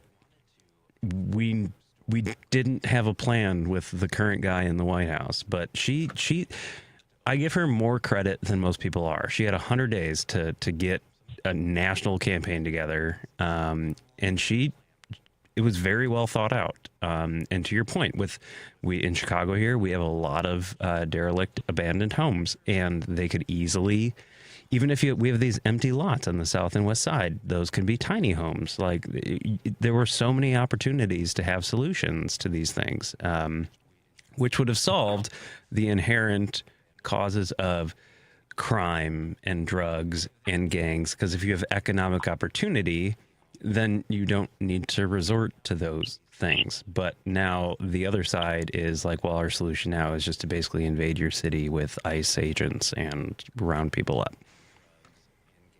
Right. It terrorizes communities. It's un-American, frankly. I mean, and the way that the way that they're just ashamed to even show themselves, and Kristi Noem up there cosplaying like she's some you guys don't need to be here, and if you are, you're certainly not in the areas that you guys would be needed. And furthermore, like, you're not working with the police, you're attacking them. Right. And I think Snelling has a lot of he has a lot of integrity, and I'm really glad that he's leading the police, because I don't think he's going to put up with too much more of this. And I agree. think Mayor Johnson will either. No, and I don't pity any mayor of Chicago, because unless you were Daley, you know how to work the system. And honestly, the governor of Illinois, I do like J.B. Pritzker, I really do. In Illinois, it's a low bar, because as long as they don't end up in jail, then you've succeeded. But I think that he is doing a very nice job of both working to promote economic opportunity for folks in the state here, while also standing up to federal, I'll call it oppression. And he's not going to be bullied. And I think I saw it on the news today. Like, if you go for my people, you have to go through me. I respect that. I really do. Yeah. No, he's definitely the man we need right now in Springfield. Yeah. Thanks for calling in, Marty. I really appreciate it. Sure. All right. Thanks, Dan. Thank you. Have a good night. John from Indiana. How are you, John? Hi, Dan. How you doing, sir? I'm good. That's good. Yeah, I wanted to chime in on a couple of issues, if you don't mind. Yeah, we got a couple of minutes. We're good. Yeah. Well, I'm an environmentalist, okay? I have a different take. All due respect to the gentleman that was just on, okay, on the immigrants, okay? And I'm Catholic also, okay? But I'm a progressive Catholic. Yeah. Okay?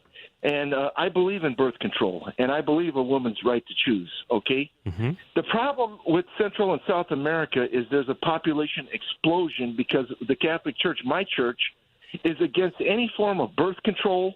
See, so the point is people are having babies, and they don't know what to do with them. So they say, go north, And so population control is, we are destroying this planet. We are going to have just a barren rock to live on, and we're all going to die eventually because we're going to have overpopulation. It's going on right now. We got 9 billion people on the earth. And nobody's talking about population control. I mean, 2 kids is great. 3 possibly. So I want to pause you on this one, though. Like, when you're using terms like population control, I want to just make sure that it's known that individual families are allowed to determine what is best for their family. I hear you, but here's the thing. Because you're saying like 2 children is enough. What if one family wants 5? That's fine. As long as that family, it's a free country. They can do what they want. That's true, except for one thing. I'll be damned as a taxpayer. I'm going to give them a break over 3 children for those extra 2 kids. If they can afford it, that's your business. You're not, though. You're not, though, actually. And honestly, you're giving more money to billionaires than you are to individuals that have 5 children. John, thanks for calling in. I really appreciate it. I'm running into a break. Thank you. Yeah, that was interesting.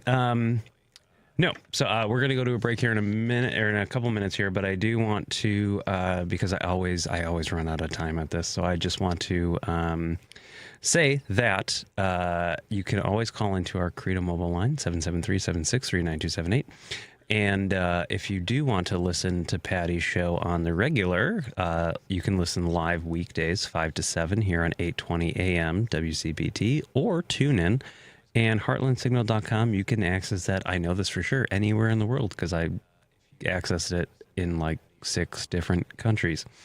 And then always you can live video stream it on Facebook and on YouTube. And then when we get back, I'm also going to remind you there's a podcast, and you can also listen to it and share it, driving it home, full episodes, featured interviews podcasts.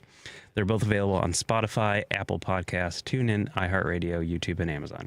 And then when we get back, I'm going to do my final thoughts, and then you're going to get a rundown of all of the cool stuff that's happening on this very station tomorrow.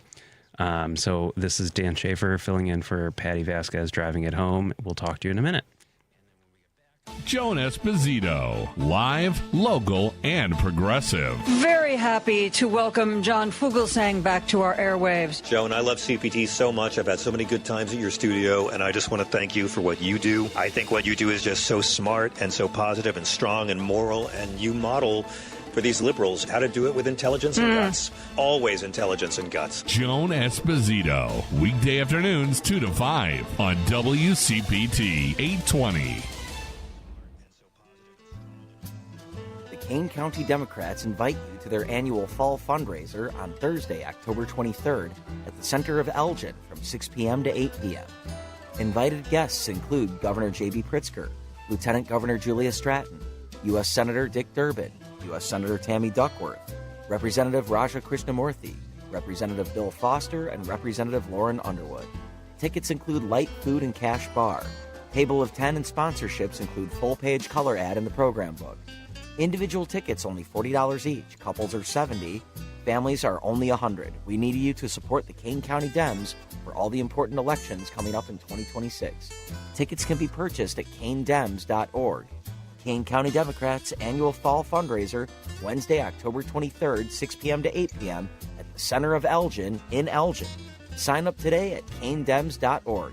It will be the big event of the fall season. The impact of a meal goes well beyond feeding our bodies, because feeling full can sound like this. How did the interview go? I did it! I got the job! I can't believe it! And like this. Mom, I got first place at the science fair with my volcano project. That's amazing, sweetie. Congratulations. Because when people are fed, futures are nourished, and everyone deserves to live a full life. Join the movement to end hunger at feedingamerica.org/act now. Brought to you by Feeding America and the Ad Council. Chicago's Progressive Talk, WCPT 820, where facts matter. No detours, no distractions. Just bold ideas and real talk. This is Driving It Home with Patti Vasquez. And hello, everybody. This is Dan Schaefer filling in for Patti Vasquez. We are driving it home. We're in the last part of the show here. I want to say welcome to our friends in Minnesota. KTNF AM 950, 1150 KKNW in Seattle, and WCPT Chicago Friends 820 and Heartland Signal. And you can listen to us all over heartlandsignal.com.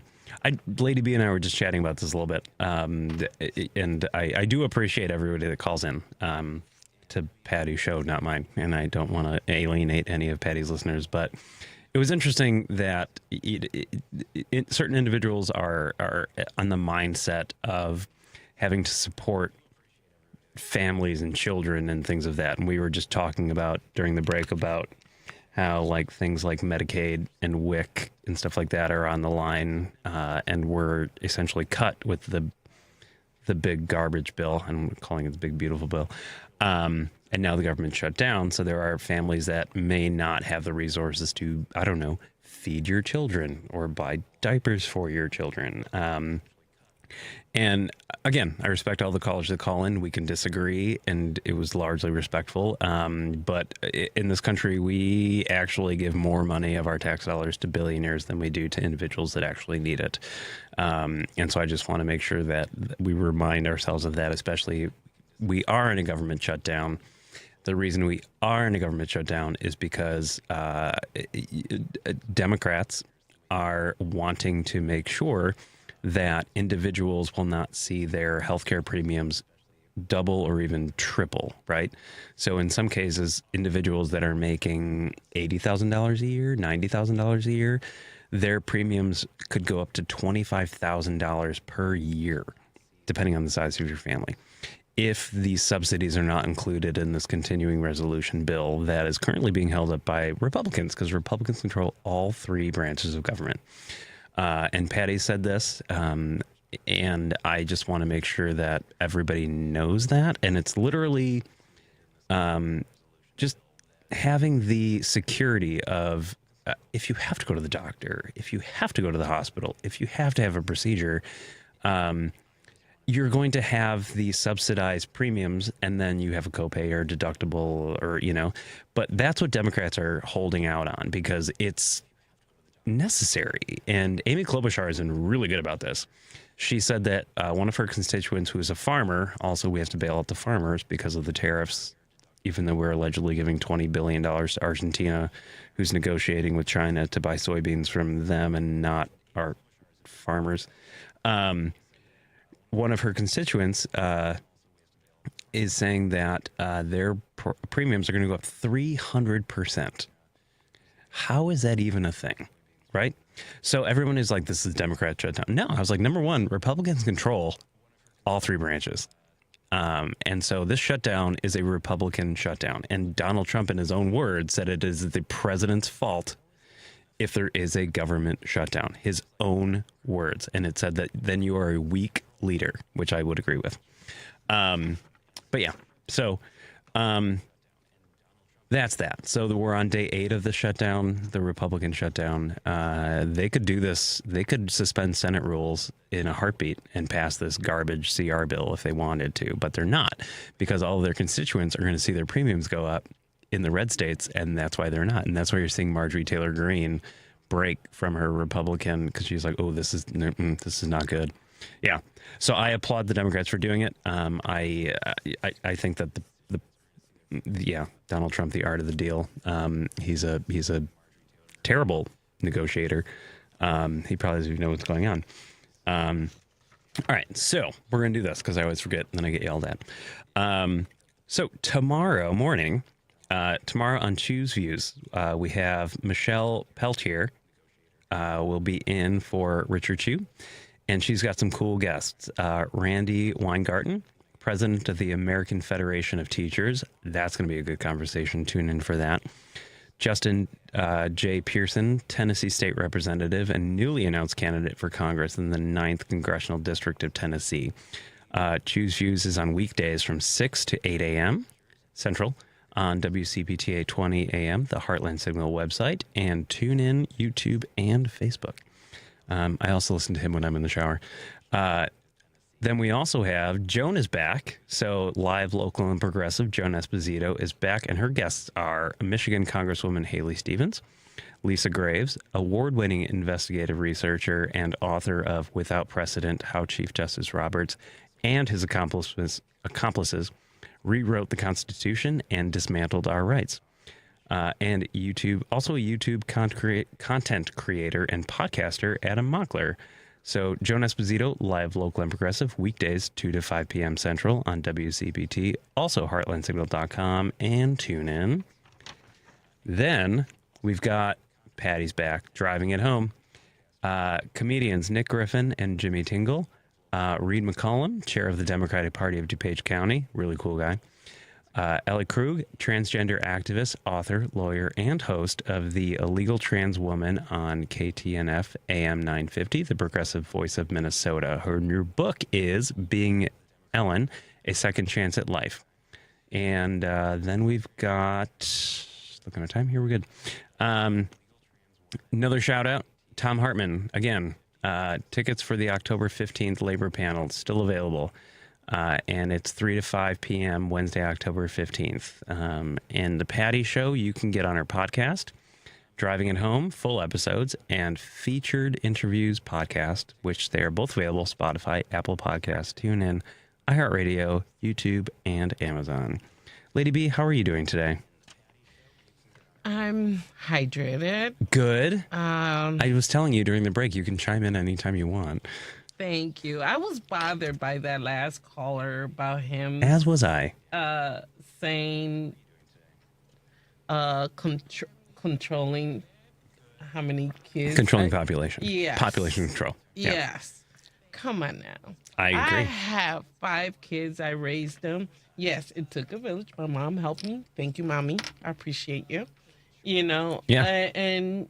But yet you're complaining about living off the system, but the billionaires are the ones that get the bailout money. They're the ones that should be paying more taxes. Why are we paying more taxes? Mm-hmm.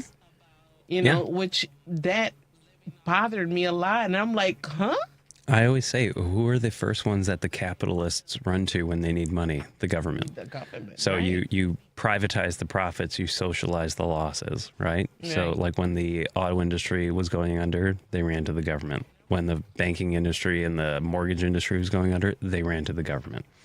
During COVID, how many people got PPP loans that were forgiven? That was free money. Mm-hmm. So it's corporate. I call it corporate socialism because everyone calls me a socialist.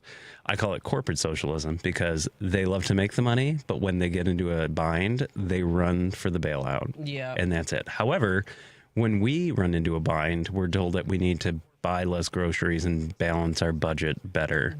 Right. Yeah. No. And have less kids. And have less kids, which, you know what? Like I said, that's also the thing of limited government. Like, get out of your house. Like, Right. don't tell me how to raise a family. Don't tell me how many kids I can have. Don't tell me, like that's not a thing. Yeah. Thank you. Yeah. And that's my decisions. None of your business. What I do with my body and how many kids I have. It's none of your business. Agreed. Yeah. I like these individuals that are like conservative. And I used to be a Republican. I used to be a libertarian, actually. But it's like limited government, states' rights, stay out of my body, stay out of my home. That's all out the window at this point.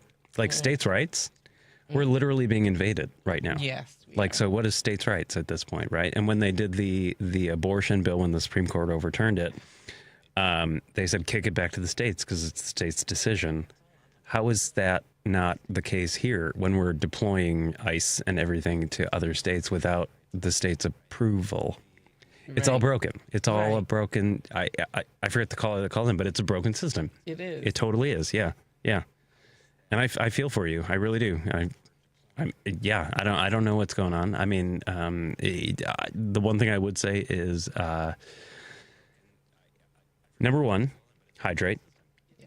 Number two, take care of yourself, because if you don't take care of yourself, you can't help others. And number three, help others as best you can, right?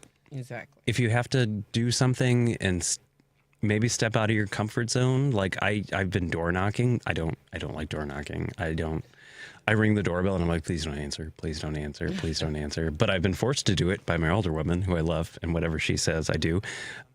Same thing with Patty. Whatever she tells me to do, I will do. But like when they answer the door and you have a conversation, good. Yeah. Good deal, right? With ICE and stuff going in, if you see somebody that's document it, ask for the right warrant, make sure yourself is safe. You don't want to get punched in the face, because I've seen that happen by mental people. Yeah. But it's yeah. I think that at this point, I always say that Chicago is a city of neighbors, and neighbors need to look out and help each other. Yes. And that's what I always do. And I think that we need to do that more than ever, especially because we don't know what's going on these days. Exactly. Yeah. And I love it when Patty said, make sure, say your name, when the ICE stops you, make sure you, like the young lady in Waukegan, I don't know if you saw it, she said out her name, her phone number, call my dad. Yeah.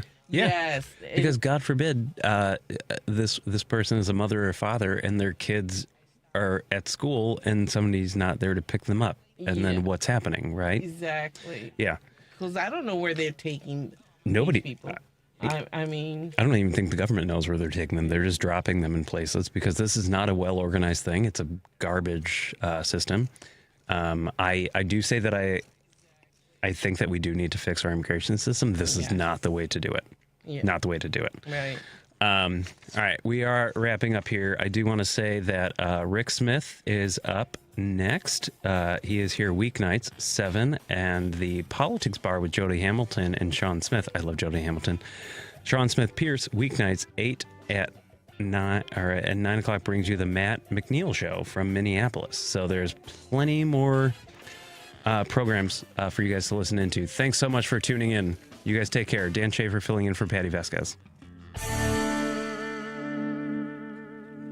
Greece is cheap. But the airfare costs a fortune. Paris? Not much closer, and again, airfare... What about Puerto Vallarta? Let's face it, flying anywhere is just too expensive. Wait, what's this?